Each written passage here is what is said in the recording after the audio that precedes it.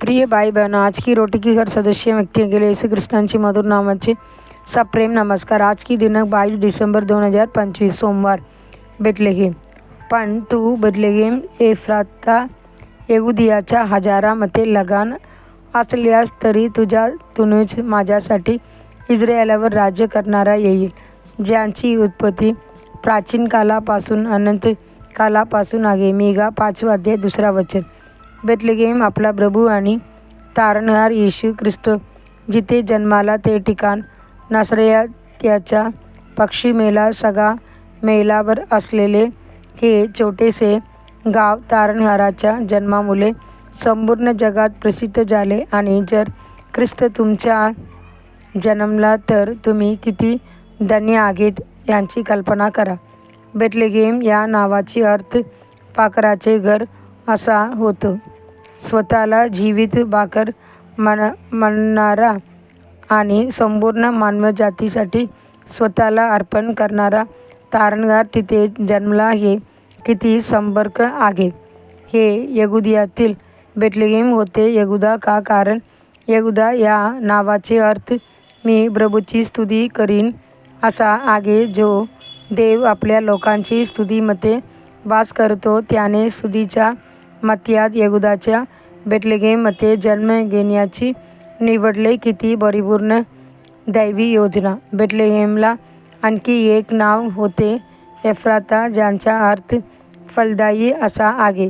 आपण जेव्हा ख्रिस्तामध्ये जो बेथलेहेममध्ये जन्मला राहतो तेव्हा आपणही फल धारण करतो, कारण त्याने म्हटले आहे, मी गळा द्राक्षवेल आहे. तुमच्या जीवनात आत्म्याचे फल दिसते काय? एखादा राजा दावीद फार दगाणलेला होता आणि त्याचे मन बेथलेहेमची विहिरीतील पाण्यासाठी आसुसले होते. बायबल म्हणते 30 प्रमुखांपैकी हे अदुल्लाच्या गुगे जवलीस गडावर दाविदाकडे आले. त्यावेळी फिलिस्तीयांची सेना रिफाईमची दरीत तळ टाकून होती. दावीद किल्ल्यात होता आणि त्यावेळी फिलिस्तीयांची छावणी बेथलेहेममध्ये होती. तेव्हा दावीद तळमळून म्हणाला, कोणीतरी मला दरवाजाजवळीस बेथलेहेमची विहिरीतील पाणी प्यायला दिले तर किती बरे होईल. तेव्हा त्या तिघांनी फिलिस्तीयांची छावणीत घुसून दरवाजाजवळीस बेथलेहेमच्या विहिरीतून पाणी काढले व ते दाविदाकडे आणले. पण दाविदाने ते पिले नाही. त्याने ते प्रभूसमोर अर्पण केले. पहिली इतिहास 11 अध्याय 15-19 वचन. आजही जग बेथलेहेममधून वागणारे जीवित पाण्यासाठी दगाणलेले आहे.